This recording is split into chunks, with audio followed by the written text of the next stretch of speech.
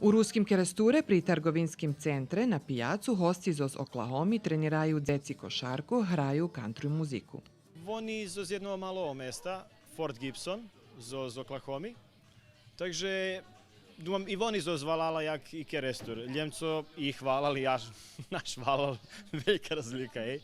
Але пачим ще, то вже сме такі шлебодні, як пайташ, як да ще знаме 100 роки šitski, takže odvitujem, hej.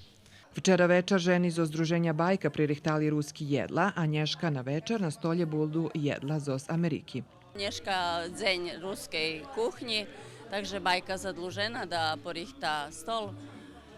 Jest šitskoho, verovatno već jak 10 do 15 vajti tih rižnih jedzenjoh. Standardni kapuščeniki, máme daco nove, do teraz sme Googlov nje rihtali, teraz máme Googlov, máme zamešku za kurenu slaninu. To take co nove. Amerikancom še bar spači u ruskim keresture. Lenz Kroli hvariže buli 2 dni u Zombore, gdje našiveli dom za dzeci zo zavadzanjami u rozvoju, kotrim kupja veljki bazen. Buli i u Kuli, gdje našiveli Združenje Belava ptice i oho dzeci, kotrim tiš pomohnju.